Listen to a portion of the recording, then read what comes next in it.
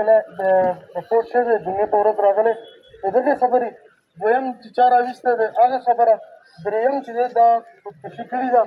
نو آیا د خودکشي څه وجې نه کړې ده چې یاره د ورسه مسله نه وه خودکې ده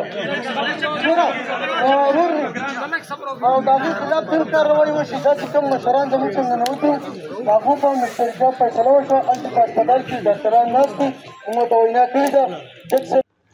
نن سهار جی د غالګي تانا حدود کې چې د مبینه توګه چې د یو حالت چې د هغه وفات شوی دی د هغه ډیډ باډي چې د وختي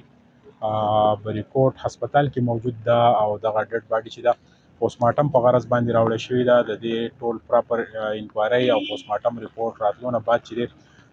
په دغه ټول صورتحال کې چې د هغې کې به انکوایري پیل کیږي او اوس چې د اس پی ټریفک د طرفه احکامات جاری شوي دي چې د تانه غالګي سټاپ چې دی هغه لین حاضر کړی شوی دی په دې کې د لواحقینو د طرفه چې د احتجاج هم شوی و دغه احتجاج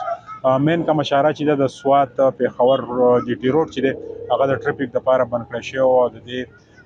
احتجاج کوونکو چې د ډیمانډز ول او دغه 1122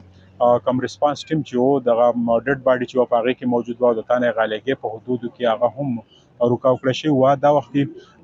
ډیډ باډي چې دا په بریکوټ هاسپټل کې موجود ده پراپر انکوایري چې د په هغې کې پیل کړی شوې ده او د دې سره سره چې دی دغه پوسټمارټم ریپورټ راتلو نه بعد چې دی پراپر انکوایري چې دی هغې کې به